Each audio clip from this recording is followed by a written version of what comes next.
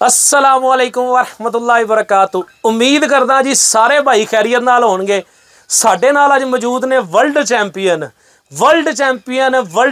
हाजी इफ्तिखार बागड़ी साहब, जिन्हां दी मझ ने माशाअल्लाह 37.5 किलो दुध दे के दुनिया नूं हैरान कर दिता सीगा। अज असीं उन्हां दे कोल आए हैं और उन्हां दे कोलों तुहाडे वास्ते बड़ा इलम अज लैके आवांगे। इंशाअल्लाह सारा इलम तुहाडे नाल शेयर करांगे।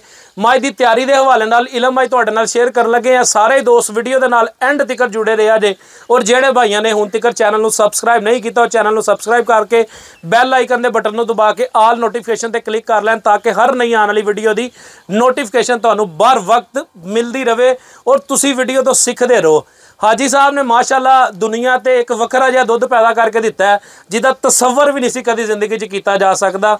आने वाले वक्त च पता नहीं की बनेगा, लेकिन इस टाइम तक मस्तानी मझ जिन्हें दुनिया नूं दुध दे के नवां रिकॉर्ड लाया है, उस मझ के मुकाबले की मझ मेरी नज़र के अंदर कोई मौजूद नहीं है। क्योंकि लोगों के कोल खलियां होणगियां हर बंदे दे कोल, लेकिन दुनिया के सामने टाइम देने तो बाद कुछ टाइम तो बाद मझ की चुआई कराई गई है। हज़ारां लोग इकट्ठे हुए ने ते करोड़ों लोगों नूं सोशल मीडिया की नज़र च असीं ये मझ लाइव दिखाई गई है।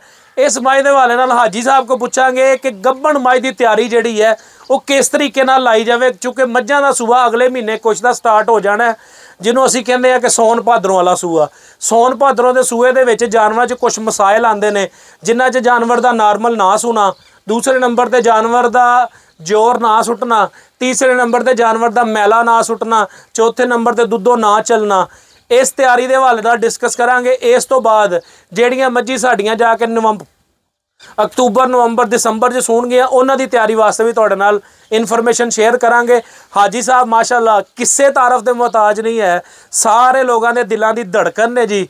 इन्हां दा पंडाल दे विच आना ही बड़ा मुबारक है जी। हाजी साहब को पुछदे हैं जी, हाजी साहब जिहड़ियां मझी हुण साडियां सोन भादरों के अंदर सूणियां ने, उन्हां मझी दी तुहाडे को भी माशाअल्लाह सूणियां होणगियां मझी चंद एक, उन्हां मझां दी तैयारी तुसीं की ला रहे हो और किन्नी देर पहले तुसीं मझां दे मूँह फड़ के तैयारी लानी शुरू करदे हो कि मझ नूं किहड़ी खुराक दित्ती जावे, मझ जोर सही सुटे, मझ सूए नॉर्मल, मझ उस तो बाद दुध ते ठीक आ जाए। क्योंकि अमूमन ये गल सुनन चाहती है कि सोन भादरों का सूआ जिहड़ा ना जी बड़ा बेकार जिहा सूआ हुंदा है।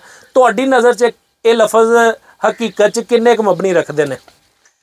डॉक्टर साहब जिहड़ियां मझी ते अगे सवेल ने ना जी, जिस मझी दूजे सूए या तीजे सूए या चौथे सूना है जी, उन्हां मझी ने जदों तुसीं उन्हां ड्राई करदे हो उस तो बाद उन्हां दा बंडा बंद किया जाए, उन्हां सब्ज़ चारा चंगा खिलाया जाए, चंगा रजवा ते नाल उन्हां ने ज़्यादा गर्मी है तो सरसों का तेल दिता जाए। ठीक है। जे थोड़ा जा मौसम ठीक है तो उन्हां नूं देसी घ्यो दिता जाए।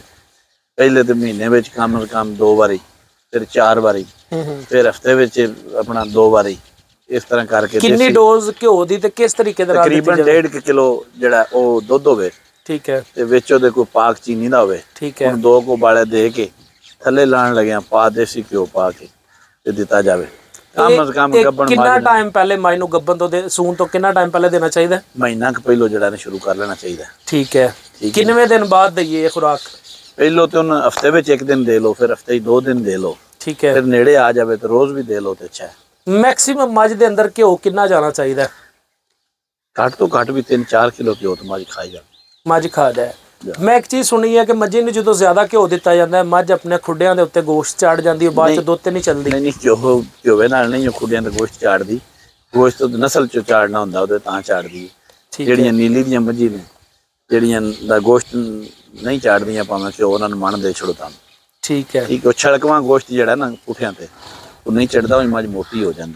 अच्छा, मैं इस वाले नाल मझ जिहड़ी है जोर भी ठीक पवे दी, उस तो बाद मझ सूबे दी भी बड़ी ठीक है। कैल्शियम के हवाले नाल भी कोई लोग जिक्र करते हैं कि जानवर नूं कैल्शियम देना चाहिए। एज अ डॉक्टर मैं भी रिकमेंड करदा कि कैल्शियम देना। ये साडा ऐसी जिहड़ी दस रहे ने साडा देसी जिहड़ा पुराना चलदा आ रहा है वो जी। हुण जमाना जरा जदीद हो गया है, तुसीं डॉक्टर जरा जदीद आ गए हो, चीज़ां जदीद आ गई ने हुण ते उहदे नाल अपना उपर कैल्सीवेटिक आजी जिहड़े भी बंदे दिंदे ने, बाईपास फैट दिंदे ने, कई दिंदे ने। वो असीं कोई एडे टैक्नीकल बंदे ते हाँ नहीं, असीं ते जट जाए बंदे हैं नपड़ जाए। असीं तो मझी देसी घ्यो गबणी दिंदे आ ते जदों ड्राई कर लैंदे उस तो बाद फिर वंडा नहीं पांदे। मझी सावे पट्ठे रजवे दिंदे आ ते ओह देण तो बाद नाल घ्यो दिंदे आ ਜਿਹੜੀ ਮੱਝ ਬਾਦੀ ਸ਼ਾਦੀ ਕਰਦੀ ਹੈ ਉਸੇ ਘਿਓ ਦੇ ਵਿੱਚ ਕਾਲੀ ਮਿਰਚ ਐਡ ਕਰ ਲੈਂਦੇ ਆ। ਠੀਕ ਹੈ, ਇਹ ਗਰਮੀ ਦੇ ਅੰਦਰ ਵੀ ਇਹੀ ਫਾਰਮੂਲਾ ਹੈ? ਨਹੀਂ, ਗਰਮੀ ਦੇ ਵਿੱਚ ਮਿਰਚ ਘੱਟ ਪਾਉਂਦੇ ਆ, ਫਿਰ ਅੱਗੇ ਗਰਮੀ ਹੁੰਦੀ ਹੈ। ਠੀਕ ਹੈ, ਤੇ ਘੀ ਵੀ ਗਰਮ ਸਰਦੀਆਂ ਦੇ ਵਿੱਚ ਘਿਓ ਜ਼ਿਆਦਾ ਦਿੰਦੇ ਆ, ਗਰਮੀਆਂ ਦੇ ਵਿੱਚ ਘੱਟ ਦਿੰਦੇ ਆ। ਠੀਕ ਹੈ।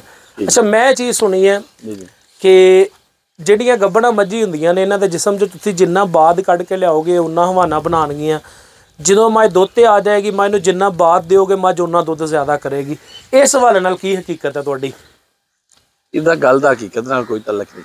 ਠੀਕ ਹੈ, ਇੰਜੇ ਇੱਕ ਨਾ ਗੱਲਾਂ ਬਾਤਾਂ ਨੇ, ਮਤਲਬ ਕਿਸੇ ਦੀ ਕੀਤੀ ਗੱਲ ਆ ਗਈ ਹੈ, ਕੀਤੀ ਗੱਲ ਆ ਗਈ, ਸੁਣ ਲਈ, ਅੱਗੋਂ ਥੋੜੀ ਜਿਹੀ ਵਧਾ ਲਈ ਜਾਂ ਇਸ ਗੱਲ ਦਾ ਕੋਈ ਸਿਰਫ ਤੁਹਾਡੇ ਕੋਲ ਇਹੀ ਨੁਸਖਾ ਹੈ ਕਿ ਤੁਸੀਂ ਇਹ ਸਾਦਾ ਜਿਹਾ ਨੁਸਖਾ ਮੱਝੀ ਗੱਭਣ ਜਿਹੜਾ ਦੇਸੀ ਘਿਓ ਦਿਓ, ਤ੍ਰਿਉੜ ਛਲੋੜ ਦਿਓ, ਜੇ ਬਾਦੀ ਸ਼ਾਦੀ ਬਣਾਉਂਦੀ ਬਈ ਕਾਲੀ ਮਿਰਚ ਪਾ ਲਓ, ਪੱਠੇ ਚੰਗੇ ਪਾਓ, ਵੰਡਾ ਨਾ ਪਾਓ। ਠੀਕ ਹੈ, ਮੱਝ ਚੰਗੀ ਤਿਆਰ ਹੋਵੇ ਦੀ, ਸੂ ਕੇ ਦੁੱਧ ਵੀ ਠੀਕ ਕਰੇ ਦੀ, ਜ਼ੋਰ ਸ਼ੋਰ ਵੀ ਠੀਕ ਪਵੇ ਦੀ। ਜਿਹੜਾ ਜਾਨਵਰ ਕਮਜ਼ੋਰ ਹੋਏ, ਮਿਸਾਲ ਹੈ ਮੱਝ ਕਮਜ਼ੋਰ ਹੈ, ਕਮਜ਼ੋਰ ਮੱਝ ਨੂੰ ਵੰਡਾ ਮਤਲਬ ਫਿਰ ਜ਼ਾਰੀ ਬਾਤ ਹੈ ਉਹ ਕਿਸ ਤਰ੍ਹਾਂ ਹਵਾਨਾ ਬਣਾਏਗੀ ਜੇ ਉਹਨੂੰ ਵੰਡਾ ਨਹੀਂ ਅਸੀਂ ਪਾਵਾਂਗੇ ਤੇ? ਨਹੀਂ, ਜਿਸ ਵੇਲੇ ਡਰਾਈ ਹੋ ਜਾਵੇ ਦੀ ਉਸ ਵੇਲੇ ਤੁਸੀਂ ਹੁਣ ਪੱਠੇ ਛਿੱਟੇ ਚੰਗੇ ਪਾਓਦੇ ਤੇ ਕਮਜ਼ੋਰ ਵੀ ਹੈ ਤਾਂ ਵੀ ਤਗੜੀ ਹੁੰਦੀ ਜਾਏ। ਠੀਕ ਹੋ ਗਿਆ ਜਾ। ਅੱਛਾ, ਦੂਸਰਾ ਮੇਰਾ ਸਵਾਲ ਇਹ ਸੀ ਕਿ ਇਹ ਤੇ ਆ ਗਿਆ ਸਾਡਾ ਸੌਣ ਭਾਦਰੋਂ ਵਾਲਾ ਸੂਆ। ਜਾ, ਇਹਦੇ 'ਚ ਜਿਹੜੇ ਦੋ ਮੇਨ ਮਸਲੇ ਆ ਇਹਦੇ ਵਿੱਚ ਸਾਰੀ ਤੁਹਾਨੂੰ ਗੱਲ ਦੱਸ ਛੜੀ, ਸਰਦੀਆਂ ਹੋਣ ਤਾਂ ਘਿਓ ਜ਼ਿਆਦਾ, ਠੀਕ ਹੈ, ਗਰਮੀਆਂ ਹੋਣ ਤਾਂ ਘੱਟ। ਠੀਕ ਹੋ ਗਿਆ। ਜਾ, ਇਸ ਤੋਂ ਬਾਅਦ ਮੱਝ ਜਦੋਂ ਤਾਜ਼ੀ ਸੂ ਜਾਂਦੀ ਹੈ, ਗਰਮੀਆਂ ਦੇ ਅੰਦਰ ਜਿਹੜੀ ਮੱਝਾਂ ਤੁਹਾਡੇ ਕੋਲ ਸੂੰਦੀਆਂ ਨੇ ਉਹਨਾਂ ਮੱਝਾਂ ਕੋਲੋਂ ਤੁਸੀਂ, ਤੁਹਾਡੇ ਇੱਧਰ ਕਹਿੰਦੇ ਨੇ ਰੱਤ ਸਟਵਾਣਾ, ਅਸੀਂ ਮੈਲਾ ਵੀ ਕਹਿੰਦੇ ਆ ਉਹਨੂੰ, ਕਿ ਜਾਨਵਰ ਜਿਹੜਾ ਗੰਦਾ ਖੂਨ ਸਿੱਟਦਾ ਸੂਣ ਤੋਂ 8ਵੇਂ 9ਵੇਂ 10ਵੇਂ ਦਿਨ ਬਾਅਦ ਸੁੱਟਣਾ ਸ਼ੁਰੂ ਕਰ ਦਿੰਦਾ। ਇਹ ਤੁਸੀਂ ਕਿਹੜੀਆਂ ਚੀਜ਼ਾਂ ਦਿੰਦੇ ਹੋ ਜਿਹਦੇ ਨਾਲ ਮੱਝ ਜਲਦੀ ਸੁੱਟ ਜਾਂਦੀ ਹੈ, ਅੱਛੇ ਤਰੀਕੇ ਨਾਲ ਸਾਫ਼ ਹੋ ਜਾਂਦੀ ਹੈ ਔਰ ਦੁੱਧ ਤੇ ਜਲਦੀ ਆ ਜਾਂਦੀ ਹੈ? ਇਹ ਡਾਕਟਰ ਸਾਹਿਬ ਤੁਹਾਨੂੰ ਅੱਗੇ ਮੈਂ ਦੱਸ ਚੁੱਕਿਆ ਕਿ ਹਰ ਬੰਦੇ ਦਾ ਤਕਰੀਬਨ ਫਾਰਮੂਲਾ ਜਿਹੜਾ ਨਾ, ਤੁਸੀਂ ਆਪਣਾ ਫਾਰਮੂਲਾ ਦੋਸਤਾਂ ਦੇ ਨਾਲ ਜਿਹੜਾ ਉਹ ਇਹ ਸ਼ੇਅਰ ਕਰਨਾ ਕਿ ਅਸੀਂ ਮੱਝ ਸੂੰਦੀ ਏ ਤੇ ਉਹਨ ਆਪਣਾ ਫੌਰੀ ਤੌਰ ਤੇ ਨਾਲ ਚੀਨੀ ਦਿੰਦੇ ਆ। ਠੀਕ ਹੈ, ਸੂਣ ਤੋਂ ਕਿੰਨੇ ਟਾਈਮ ਬਾਅਦ? ਤੋਂ ਘੰਟੇ ਬਾਅਦ ਅਸੀਂ ਚੀਨੀ ਦੇ ਦਿੰਦੇ ਆ 1 ਕਿਲੋ ਚੀਨੀ। ਜਾਂ ਉਸ ਤੋਂ ਬਾਅਦ ਅਗਲੇ 2 ਦਿਨ ਹੁਣ ਜਵੈਨ ਪਕਾ ਕੇ ਦਿੰਦੇ ਰਹਿੰਦੇ ਆ। ਜਵੈਨ ਪਕਾਉਣ ਦਾ ਤਰੀਕਾਕਾਰ ਕੀ ਹੈ? ਜਵੈਨ ਪਾ ਲਓ ਪਾਈਆ ਵਿੱਚ, ਉਹਦੇ ਪਾਣੀ ਪਾ ਲਓ ਪਕਾ ਕੇ, ਵਿੱਚ ਕੋਈ ਪੈਨਾਡੋਲ ਪਾ ਲਓ। ਠੀਕ ਹੈ, ਅਸੀਂ ਉਹਨੂੰ ਦਿੰਦੇ ਆ। ਠੀਕ ਹੈ, ਉਸ ਤੋਂ ਬਾਅਦ 7ਵੇਂ 8ਵੇਂ ਦਿਨ ਬਾਅਦ ਅਸੀਂ ਚਟਨੀ ਬਣਾ ਕੇ ਦੇ ਲੈਂਦੇ ਆ। ਠੀਕ ਹੈ, ਉਸ ਤੋਂ ਬਾਅਦ 11ਵਾਂ 12ਵਾਂ 13ਵਾਂ 3 ਦਿਨ ਗੁਲਕੰਦ ਜਵੈਨ ਚੀਨੀ। ਇਹ ਗਰਮੀਆਂ ਦਾ ਫਾਰਮੂਲਾ ਇਹ ਦਿੰਦੇ ਆ, ਮੌਸਮ ਕੋਈ ਵੀ ਹੋਵੇ। ਠੀਕ ਹੈ, ਇਹੀ ਚੱਲਦਾ। ਠੀਕ ਹੈ, ਮੈਲਾ ਸ਼ੈਲਾ ਮੱਝੀ ਸੱਟ ਜਾਂਦੀਆਂ ਨੇ, ਸਾਫ਼ ਹੋ ਜਾਂਦੀਆਂ। ਅਕਸਰ ਲੋਕ ਗੁਲਕੰਦ ਦਿੰਦੇ ਨੇ ਤੇ ਮੱਝੀ ਕੱਚਾ ਮੈਲਾ ਸੁੱਟਣੀਆਂ ਸ਼ੁਰੂ ਕਰ ਦਿੰਦੀਆਂ ਨੇ। ਉਹ ਕੱਚਾ ਮੈਲਾ ਤਾਂ ਜਲਦੀ ਦੇ ਦਿੰਦੇ ਨਾ, 11ਵੇਂ 12ਵੇਂ ਦਿਨ 13ਵੇਂ ਦਿਨ ਦੇਈਏ ਨਾ ਤਾਂ ਨਹੀਂ ਕੱਚਾ ਸੁੱਟਦੀਆਂ, ਫਿਰ ਮੈਲਾ ਉਹ ਪੱਕ ਗਿਆ ਹੁੰਦਾ। ਠੀਕ ਹੋ ਗਿਆ ਜੀ। ਉਸ ਤੋਂ ਇਲਾਵਾ ਇਹ ਦੱਸੋ ਕਿ ਉਸ ਤੋਂ ਇਲਾਵਾ ਅੱਜ ਮੈਂ ਨਾ ਇਤਨਾ ਹੀ ਬੜਾ